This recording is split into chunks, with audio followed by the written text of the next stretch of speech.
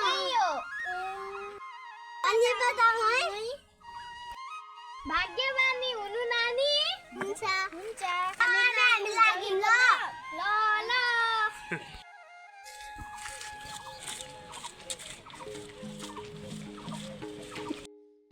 यही हो यही हो दाजु यही हो कहाँ जानुभयो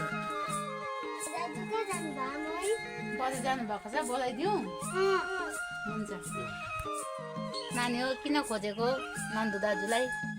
आमै हस्पिटल जानुलाई काम थियो त्यही लागि किन्नु भनेको